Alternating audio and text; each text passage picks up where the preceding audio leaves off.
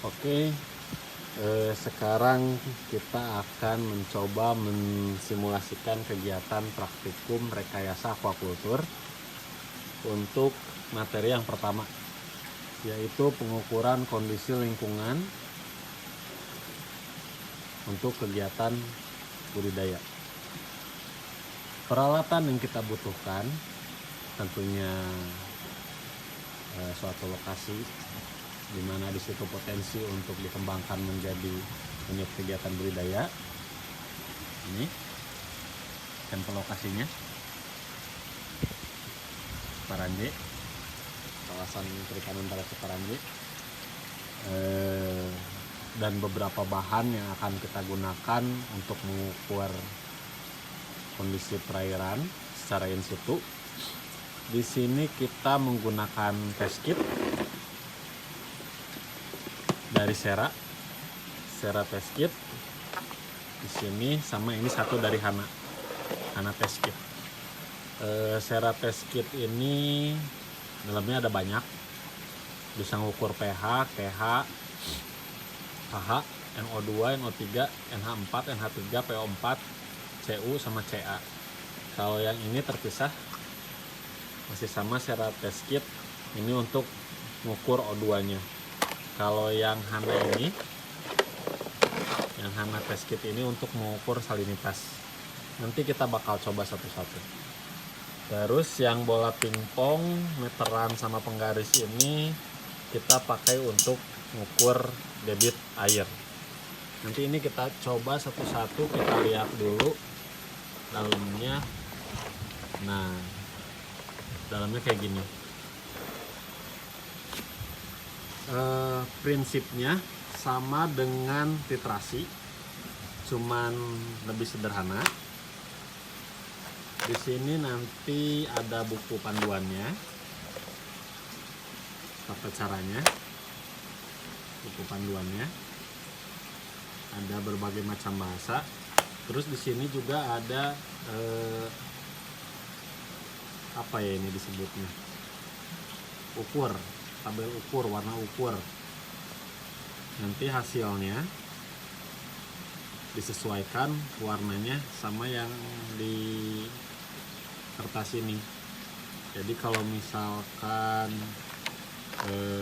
pH nih ada 7, ada 6,5, 6, 5,5, 5, 45 ya. Dari 45 sampai ke 9. Nanti tinggal disesuaikan aja warnanya ada di mana gitu. Kalau warnanya ada di 7, berarti dia pH-nya 7. Kalau warnanya ada di 7,5, berarti dia pH-nya 7,5. Sama kayak titrasi. Ini macam-macam. Ini kan kelihatan nih beda-beda nih. Nah, ini dibedain dari warnanya.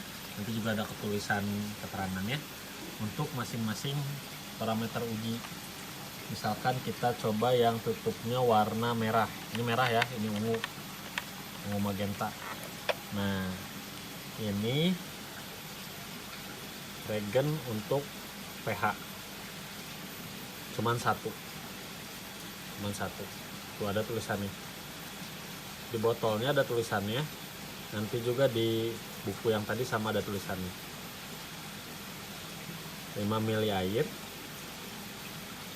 tetesin 4 tetes. Terus nanti dilihat perubahan warnanya. Ini cuma satu, kalau yang pH kita cuma pakai satu. Ada yang lebih dari satu. Kayak misalkan ini NH4, NH3 nya amonia. Sama, lihat.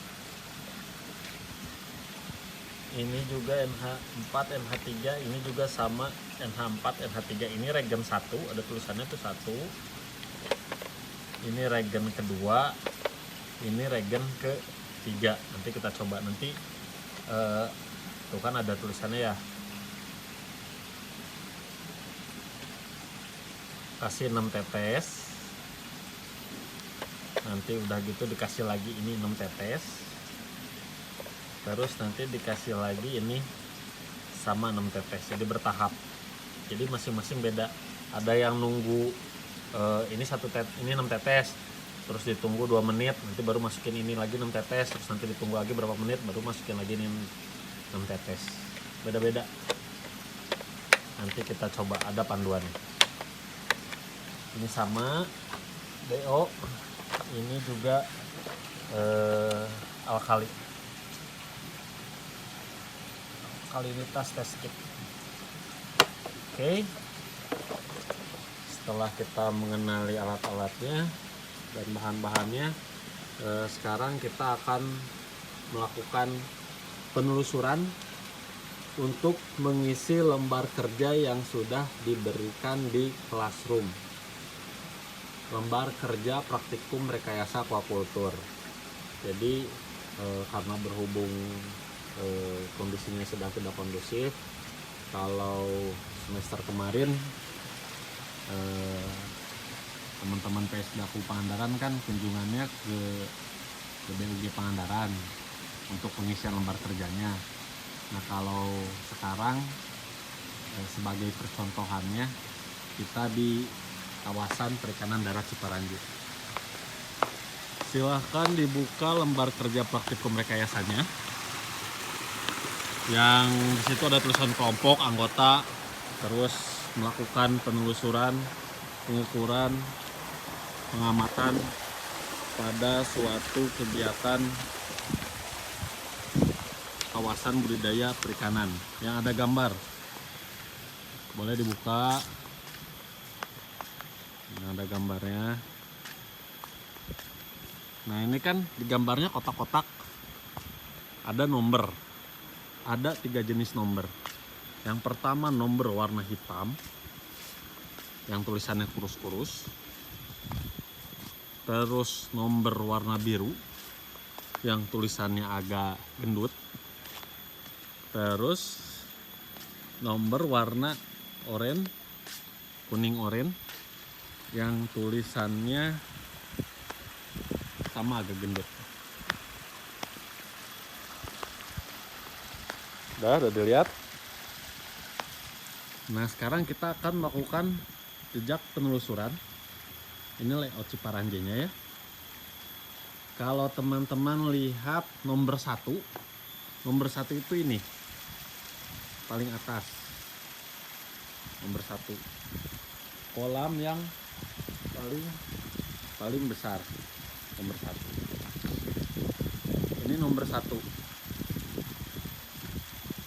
Tugasnya di sini ya, di lembar kerja, gambar ulang layout fasilitas budidaya di kawasan perikanan darat Ciparanji, beri keterangan aliran airnya, terus wadah budidayanya, terus beri nomor dan penjelasan singkat. Jadi nanti layoutnya digambar ulang di buku gambar, terus dikasih nomor dan penjelasan singkat. Ini nomor 1 ya, kolam. Ini kolam. Kolamnya lagi diisi air, habis dikeringin. Ukurannya, lebarnya 46, panjangnya 52. Ketinggian, jadi maksud ketinggian itu dari pematang itu yang diinjak ini nih, dari pematang ke dasar kolam, ke tanah, paling rendah itu 80 cm. Jadi yang di pinggir-pinggir itu tuh, di ujung-ujung yang jauh itu 80 cm. Yang paling dalam itu 160 cm. Yang paling dalam itu berarti ada di sini nih. Ini yang paling dalam. Di sini ada kubakan. Ya, itu untuk kolam 1. Nah, sekarang kan pengalirannya harus di ini ya, harus dikasih keterangan. Jadi air masuk dari mana, keluar kemana, dan seterusnya. Nah, ini di sebelah kolam nomor 1 ini, di sebelah kolam nomor 1 ini saluran pembuangan. Ini saluran pembuangan. ya. Jadi kalau di gambar itu nomor 1 yang warna oranye, terus ke kanan mapai kolam nomor 1 yang digambar itu, satunya kurus warna hitam. Ini saluran pembuangan, terus sampai ke bawah ke kanan, terus jauh ke sana, jauh ke sana. Kenapa saluran pembuangannya dalam? Karena kalau turun hujan, debit airnya naik drastis. Pernah penuh sampai ke papan itu tuh, papan besi itu. Saluran pembuangan kolam ini dari kolam 1 terbuang ke sini lewat pipa itu tuh. Nah itu tuh ya. Jadi kolam 1 ini saluran pembuangannya ke kanan.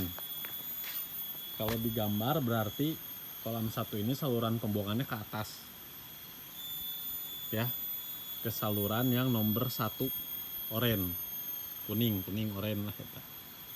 Yang ke kanan tuh, ke sini nih ya, kebuang ke sana. Dari sini ada 3 saluran pembuangan, 1, 2, 3, satu lagi yang paling bawah 4 di Kubakan. Oke, sekarang kita mendekati nomor 1 oranye yang ada pada gambar. Nah jadi kan tadi udah ya tahu, sekarang berarti saluran pembuangan itu nomor 1 tinggal digambar pakai titik-titik warna apa gitu, dari mana ke mana.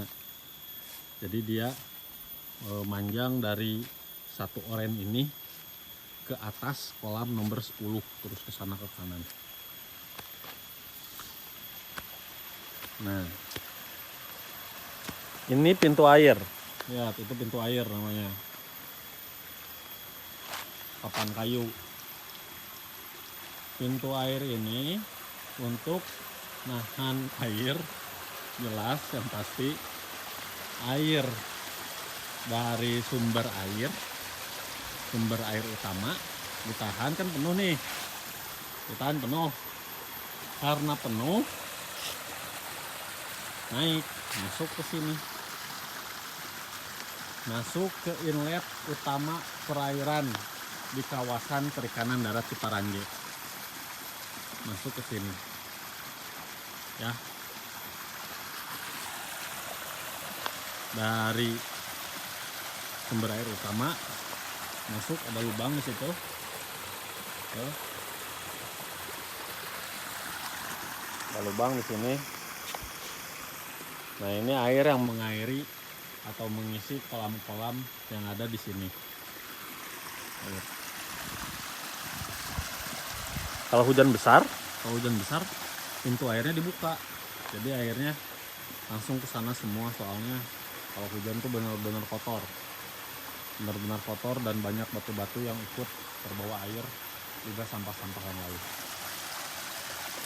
Ini apa pipa? Kalau ada yang nanya ini pipa apa? Ini pipa sumber air alternatif tapi rusak karena air. Jadi kalau misalkan hujan besar kan air nggak ada yang masuk nih, nggak ada yang masuk ke sini kalau hujan besar. Nah sumber air alternatifnya dari pipa ini nih, dari pipa ini. Ini kemana ini nyambungnya? Ini nyambungnya ke, ada bak penampungan air di atas khusus, reservoir ada di atas khusus. Oke, jadi sekarang udah kebayang dari nomor 1 oranye ya, kalau lihat di gambar. Kalau hujan airnya limpas, dibuka pintu airnya ke sana, ke saluran pembuangan.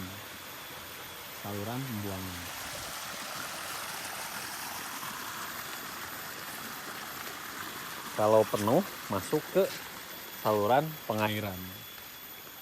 Nah, ini kita sedang mengelilingi saluran pengairan. Kalau musim hujan gini rumputnya tinggi. Saluran pengairan, terus saluran pengairan utama, terus saluran pengairan utama, terus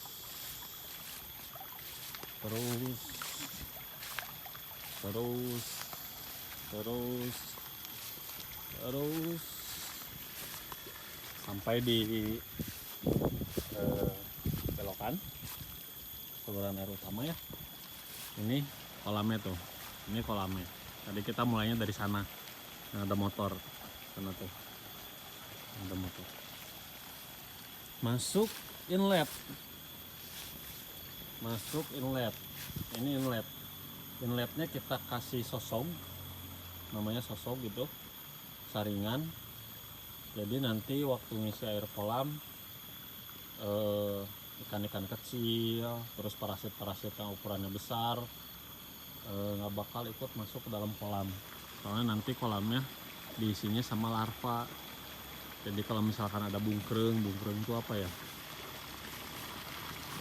gendot, ikan-ikan kecil gitu, jadi tidak akan menjadi predator dari si larva gitu.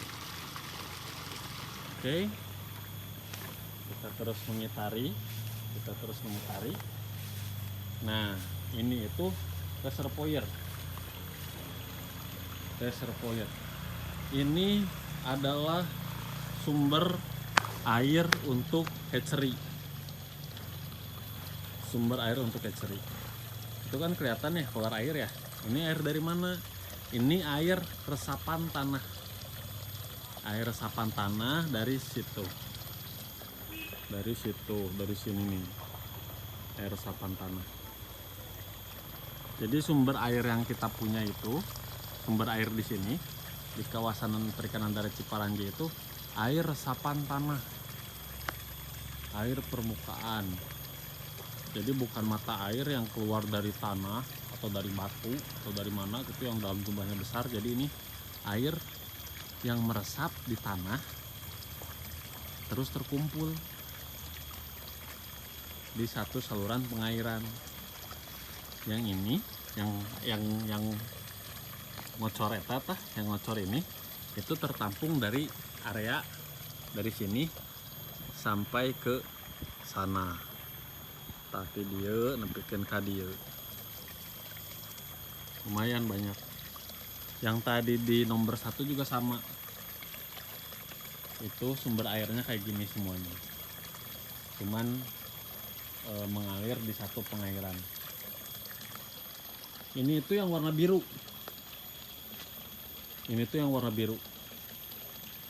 Ya. Yang warna biru yang ada nomornya. Yang di sebelah kolam nomor 1. Itu ada pipa. Kelihatan? Ada pipa 4 in. Ini langsung ke hatchery. Ini sumber air di hatchery. Hatchery itu bangunan panjang di bawah nomor 3 yang kuning kalau digambar. Terus kita akan menelusuri pengairan. Terus kita akan menuju nomor 2 oranye yang warna biru. Nomor 2 oranye yang warna biru.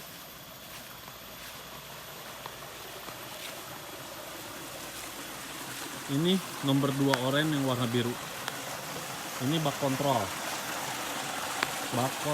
utama. Jadi air yang dari saluran tadi masuk ke bak kontrol utama. Itu dari bak kontrol utama, berarti nomor 2 ini bak kontrol utama didistribusiin ke beberapa bak kontrol kecil lainnya untuk didistribusiin kembali ke kolam-kolam tembok nomor 2, nomor 3, dan juga kolam nomor 4, 5, dan 6. Ya, ini nomor 2 nih. Ini nomor 2. Terus yang ini kenapa miring? Ini itu water level dari kolam 1. water level dari kolam satu. Jadi nanti kalau airnya penuh naik ke atas kan ya, airnya penuh naik ke atas, karena kita punya batas water levelnya, jadi airnya nggak bakal modal tiap air nggak bakal full keluar sampai ke pematang. Jadi airnya nanti bakal keluar di sini. Jadi sampai batas tinggi air gitu. Itu kan kelihatan ya, warnanya beda ya. Ada yang gelap dan juga ada yang gitu. Ada yang terang juga ada yang gelap. Yang gelap ini batas ini tuh berarti water levelnya sebatas sama yang ini. Jadi kalau nanti airnya full, itu kan air masuk terus yuk. Itu kan air masuk terus. Nanti kalau di airnya full, airnya kebuang ke sini. Berarti di sini tercampur air baru dari saluran pengairan tadi, saluran pengairan yang nomor 1 masuk ke dalam tadi, sama air sisa di kolam nomor 1, air permukaan kolam nomor 1 bercampur di sini, ya, bercampur di sini. Ini itu pintu air, sama ditahan biar dia airnya masuk ke sini. Kalau misalkan dibuka atau dikasih aliran air ke satu lagi sebelah kanan, nanti airnya masuk ke sini. Nanti airnya masuk ke sini. Terus mengalir ke sana. Urusan nomor 2 oren, urusan nomor 3 oren, nomor 4 oren, nomor 5 oren sampai ke bawah.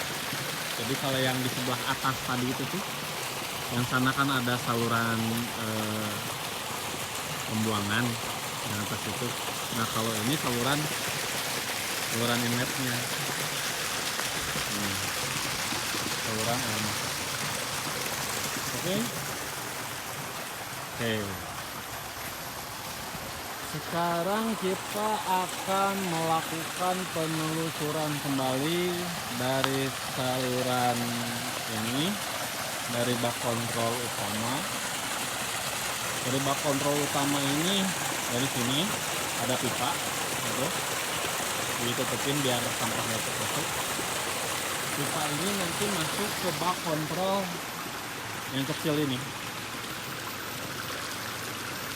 Bak kontrol kecil, nggak ada nomornya di sini. Bak kontrol kecil ini, itu kan ada pipa kelihatan ya. Ada pipa 1 ukuran 4 in. Di sini pipa tadi 3 biji yang nyambung ke belakang. Di sini ada pipa 1 4 in. Ya, yang ini yang 3 in ini yang nyambung ke nomor 2 oren kalau di gambar. Yang ini itu misi bak tembok yang ada di sini. Semuanya sampai ujung. Yang pipa ini ya. Bak tembok yang ada di sini. Terus nanti ke sana ada 2 untuk mengisi ke bak kontrol kecil yang lain. Kita lihat dulu bak kontrol kecilnya.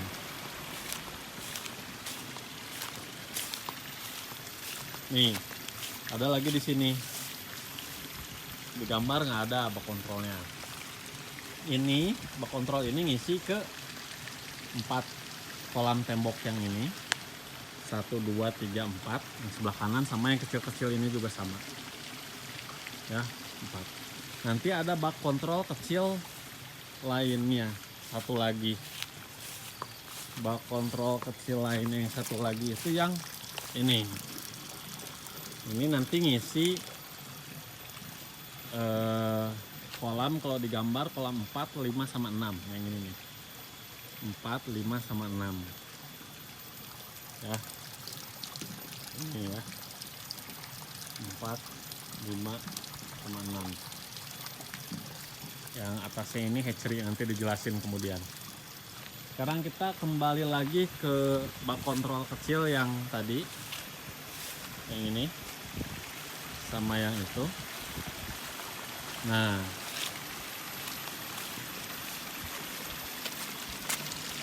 bak kontrol ini kan isi air ke sini nih. Ini ada pipa ini kan batas water levelnya. Kalau baknya udah penuh, kan airnya keluar ya, jelas di pipa ya. terus ke saluran pembuangan yang ini. Jadi kolam 2 ya, kalau di gambar itu dua itu yang ini sama yang ini ya, yang ini sama yang ini. Saluran inletnya udah dijelasin tadi ya, sumber airnya sama salurannya. Keluarnya ke sini terus ini,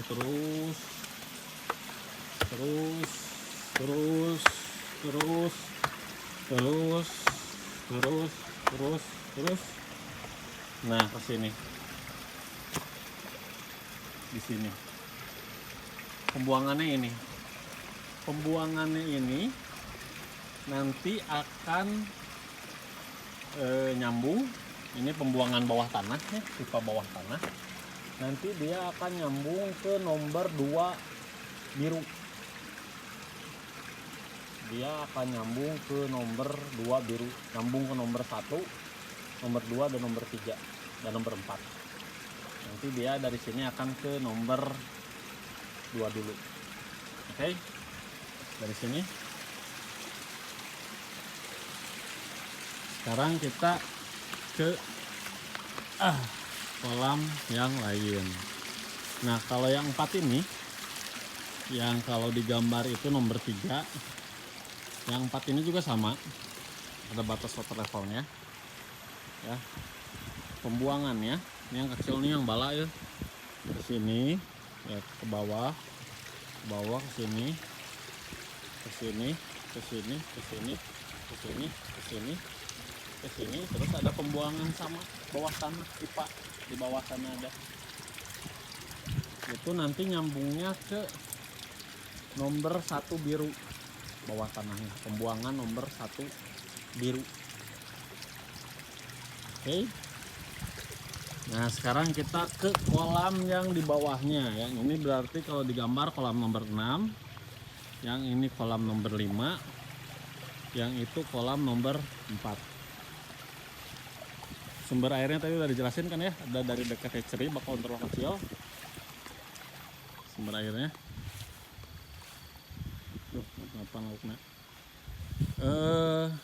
Ini saluran airnya ya. Nanti kalau ini penuh, ini nanti masuk ke pipa sebelah sana, terus nanti panjang ya, nanti ada di sana panjang mapai tembok iata, terus ke sana tuh ada yang putih ya. Nanti dia akan mengisi air di kolam 8 pertama. Isi air di kolam 8, sebelumnya masuk dulu ke bak kontrol kecil. Isi air di kolam 8. Ini kolam nomor 7. Ini kolam nomor 7. Kalau untuk pengeluaran airnya ada di sebelah sini. Ini pengeluaran airnya. Ini nanti dia langsung masuk ke bak pembuangannya, ke saluran pembuangan nomor 1. Nih. Nomor 1. Ini saluran pembuangan nomor 1. Yang pipa atasnya itu buat water levelnya, yang pipa bawahnya itu buat pembuangan dasar kolamnya. Nah, yang nomor 1 ini, 1 biru ya, dia itu akan nyambung dengan pembuangan yang nomor 2. Pembuangan yang nomor 2 nyambung ke sini. Pembuangan yang nomor 2. Nanti pembuangan yang nomor 2 ini akan nyambung ke pembuangan yang nomor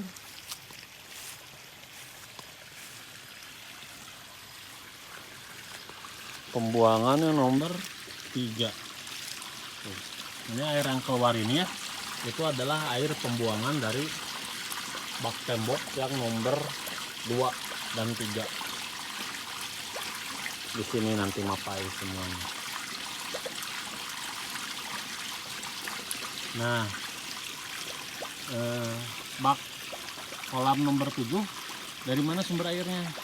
Kolam nomor 7 ini sumber airnya dari kolam nomor 5 dan juga kolam nomor 4.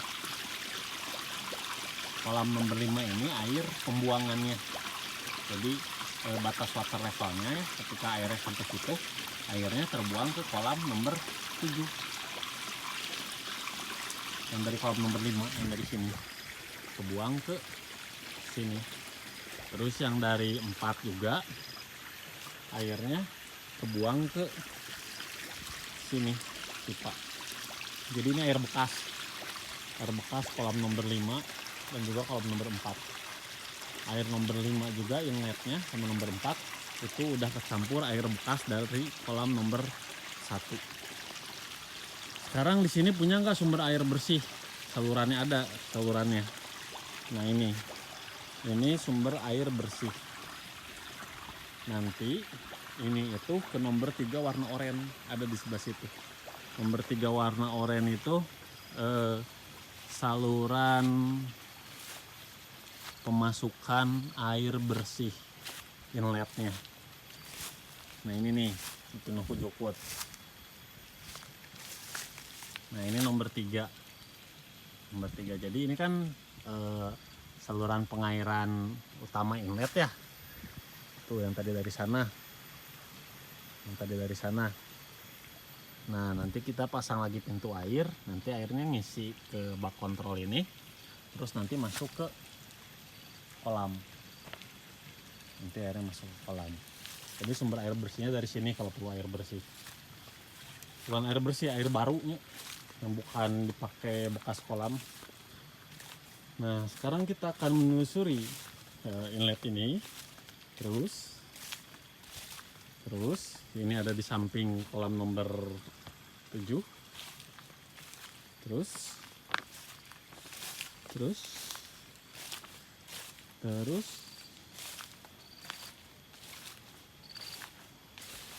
sana ke bawah.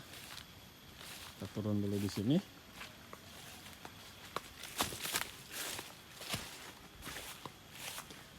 Terus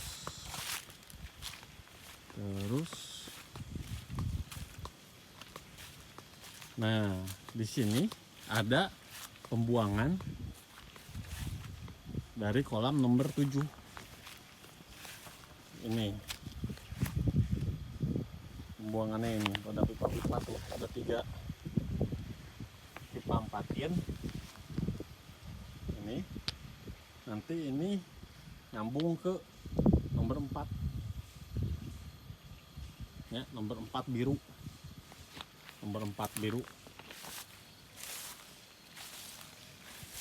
Kontrol pembuangan ini nomor 4 biru. Ini adalah kontrol air pembuangan nomor 4 yang warna biru. Sebelahnya greenhouse.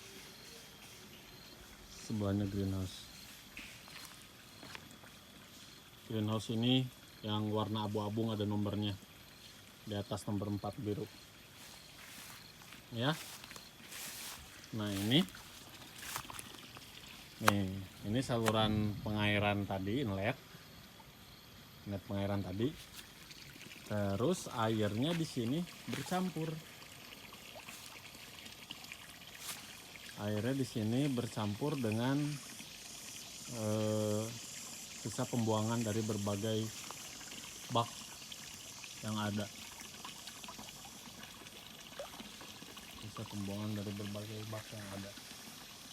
Terus yang nomor 4 oranye itu apa? Yang nomor 4 oranye itu adalah bak inlet pengairan ke kolam nomor 9 dan 8.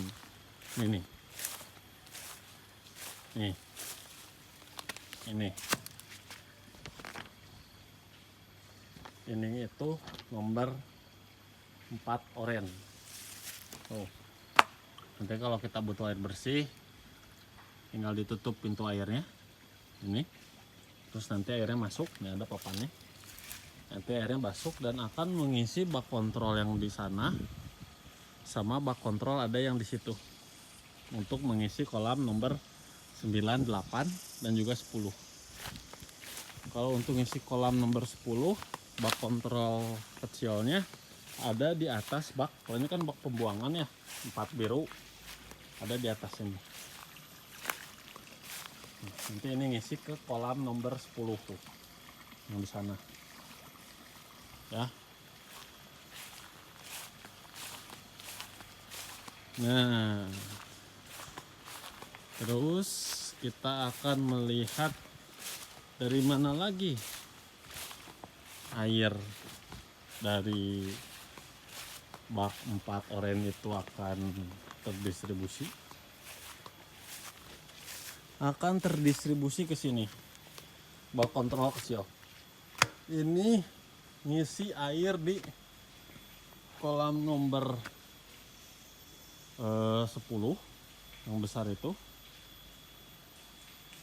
Ini juga akan ngisi lagi bak kontrol di sini. Bak kontrol di sini, bak kontrol kecil. Bak kontrol kecil ini ngisi nanti ke bak kontrol kecil lagi yang lain. Terus nanti ngisi ke kolam nomor 8. Terus nanti ngisi ke kolam nomor 9. Bak kontrol yang ini kan ada pipa di atasnya yang 3 in. Nah, ini air water level pembuangan dari kolam nomor 6. Oke. Kolam nomor 6. Terus nanti air di kolam nomor 9 dan 8 ini akan keluar ke kolam nomor 10. Nanti akan keluar kolam nomor 10. Dari kolam nomor 10 baru nanti terbuang ke sawah. Ya. Di sini kan ada nomor 5 oren. Nomor 5 oren itu bak kontrol untuk sumber air bersih di kolam nomor 10. Nomor 5 ini. Oke, jadi sekarang sudah saya jelaskan, cukup panjang lebar selama 37 menit. Teman-teman sekarang tinggal melengkapi lembar kerjanya yang saluran pengairan sama kolam. Saluran pengairan sama kolam.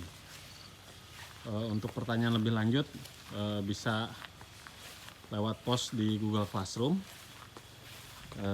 Terus saya akan masuk ke tahap selanjutnya, yaitu menjelaskan soal hatchery.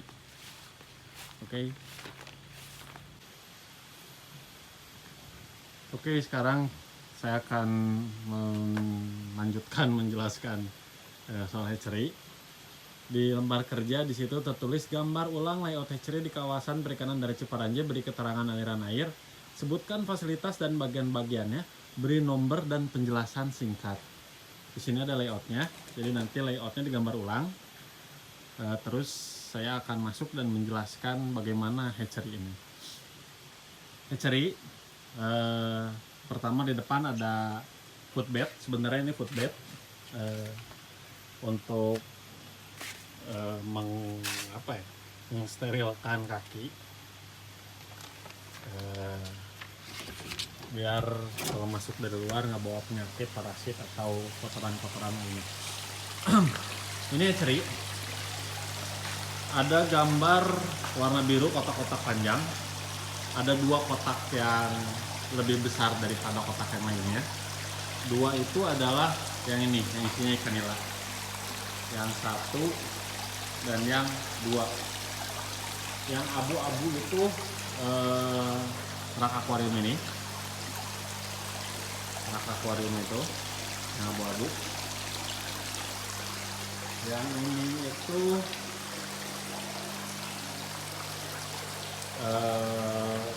bak 1 dan bak 2 ada nomornya.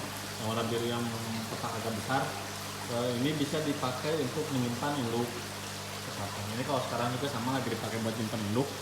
Ini induk jantan ikan nila merah, itu induk betina ikan nila merah buat praktikum TPB ini. Ini ada pipa, ada keluar air di situ kelihatan. Sumber airnya dari reservoir yang tadi diterangin di luar, yang ada di bawah kolam nomor 1. Nah itu sumber airnya, salurannya di sini ya, reservoir yang di bawah kolam nomor 1 di situ airnya, untuk salurannya masuk ke sini. Salurannya ini terdistribusi di bak-bak lainnya.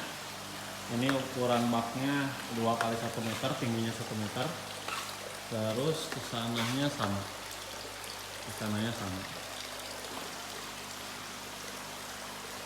Kalau yang besarnya itu ukurannya 3 kali 2 meter, yang 2 besar itu.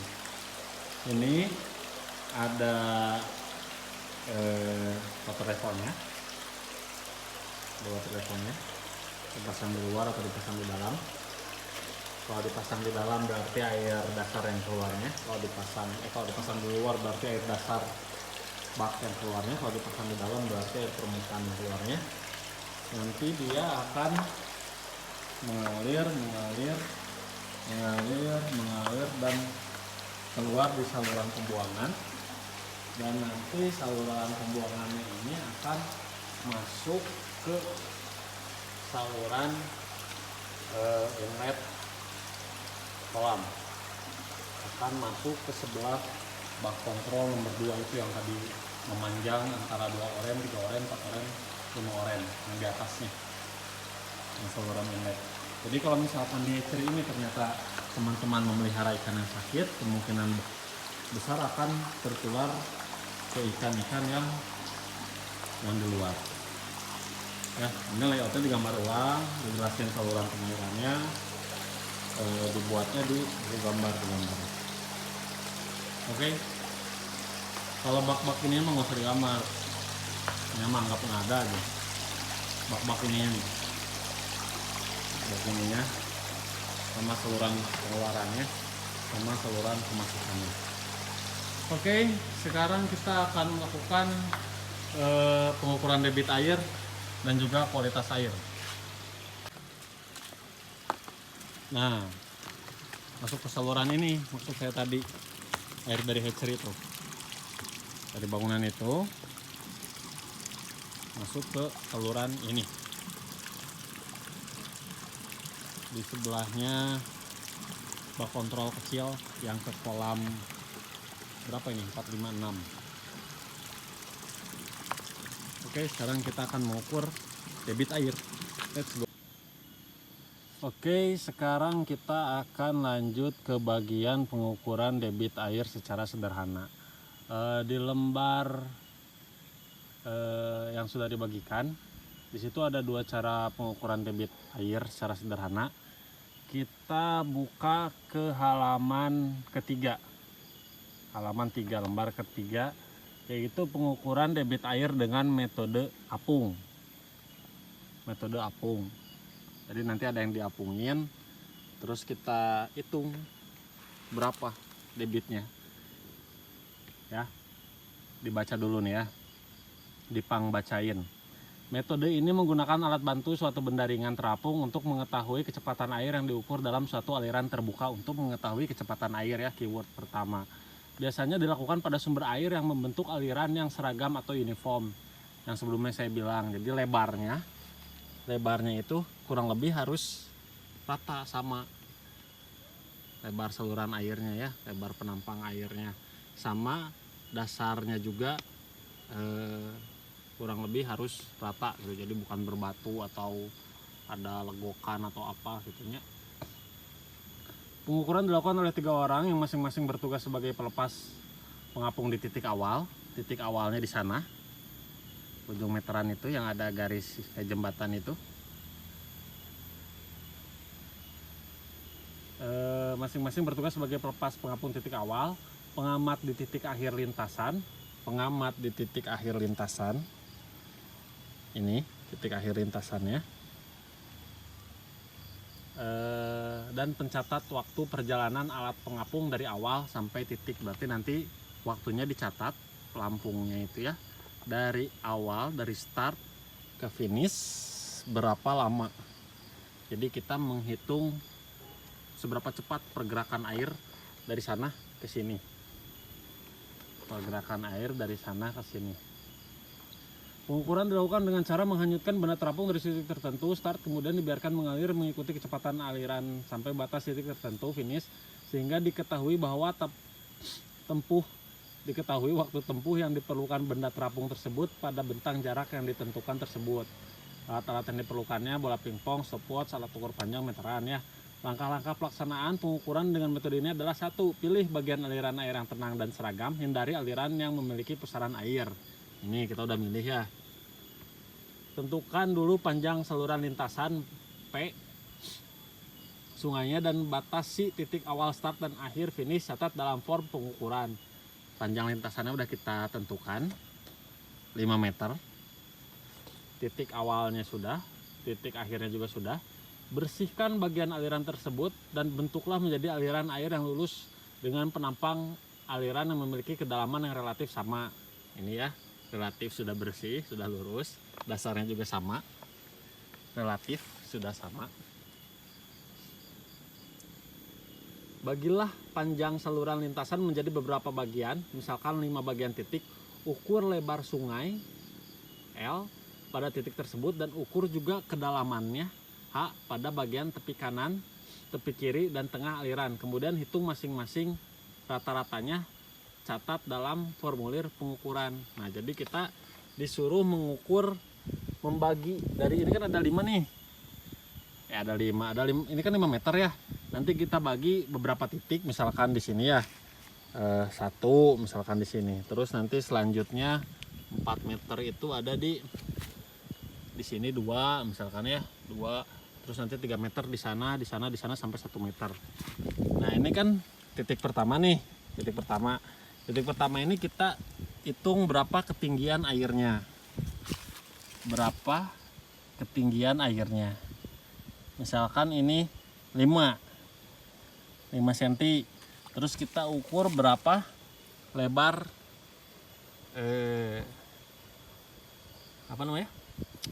berapa lebar penampang airnya. Ini ada berapa? Ini kurang lebih ada 30 lebih ya, 32 misalkan 32. Terus nanti di sini ditambah lagi ke sana. Jadi sekitar 50 sentian lah. Jadi lebar ini sekitar 40 cm. 50 cm lah kita sebut ya. Ini kan 5 meter 5 cm. Terus nanti kita ukur yang tengahnya berapa. Misalkan yang tengahnya 6 cm. Terus ukur yang sebelah sininya berapa. Yang belah sininya 4 cm. Nah, tingginya ini dirata-ratain. Titik pertama ya, dirata-ratain titik pertama. Terus nanti juga lebarnya ini di titik pertama kan diukur ya. Terus nanti di titik kedua yang 4 meter ini juga sama diukur ya. Nanti di titik ketiga ini juga sama diukur. Nanti yang di titik 2 meter juga sama diukur, dan seterusnya. Jadi kita mencari rata-ratanya. Makin banyak titiknya makin bagus. Jadi kita mencari rata-rata tinggi dan lebar penampang. Tujuannya apa? Tujuannya untuk nyari tahu volume air. Nanti tinggal panjang kali lebar kali tinggi. Panjangnya 5, lebarnya yang rata-rata tadi 5 titik dirata-ratain, tingginya juga sama yang tadi dirata-ratain. Yang pinggir sini, yang tengah sama yang pinggir sana. Nanti udah dapat angkanya, baru kita menghitung kecepatannya. Tadi kan kita sudah menentukan titik-titiknya.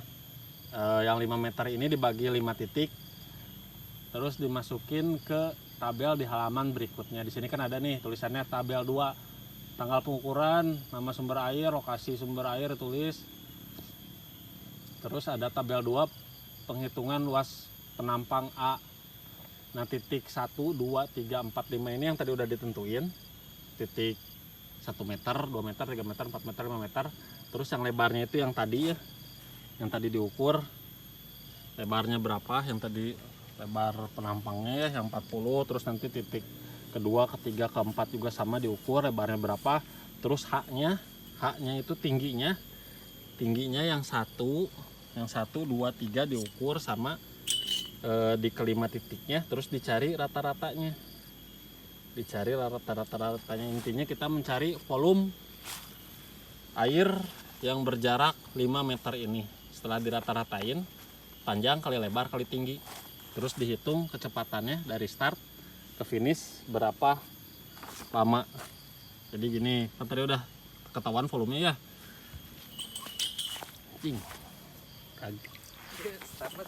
Oh, startnya di sana, terus dihitung detik waktunya. 1, 2, 3, yuk. 1 detik, 2 detik, 3 detik, 4 detik, 5 detik, 6 detik, 7 detik, 8 detik, 9 detik, 10 detik. Terus jangan sampai nyangkut, nggak boleh nyangkut, makanya ada ulangannya. Nah, finish, terus diulang. Makin banyak ulangannya makin bagus nilai yang didapatnya.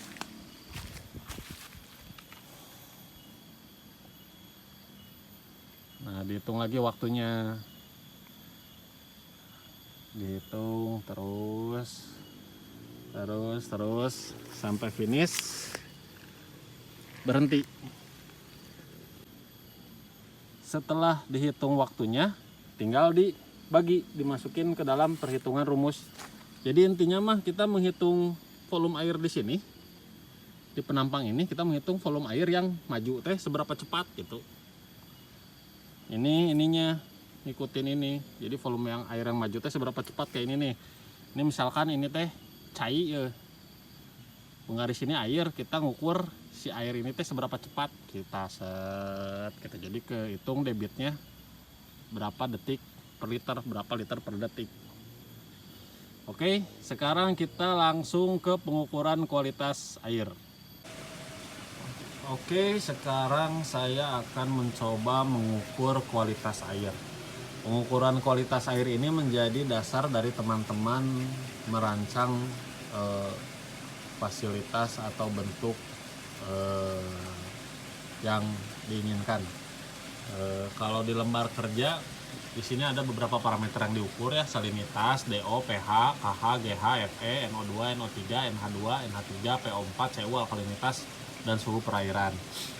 Semuanya punya alat ukurnya tersendiri, nggak harus semuanya diukur. Jadi kalau misalkan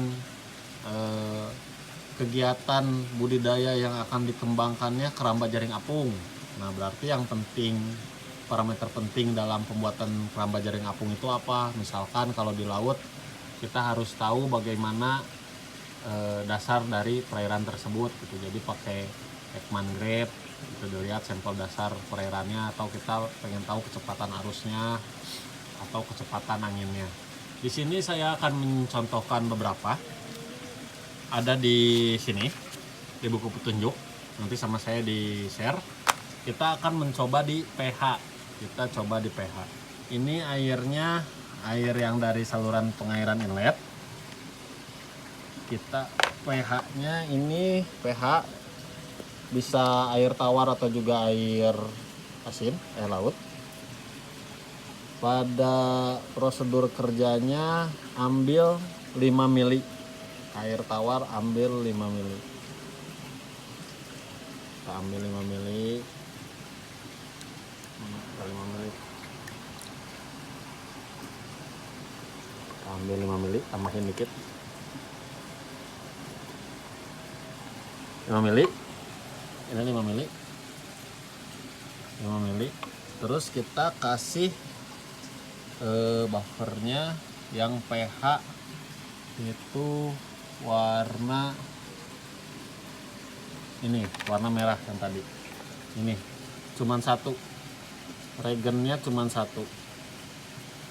Ini kita kasih 4 tetes. Ini kita kasih 4 tetes.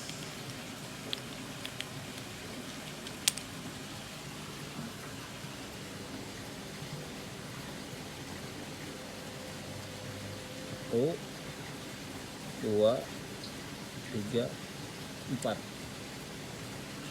Ya, pakai tes, tutup. Kita tunggu.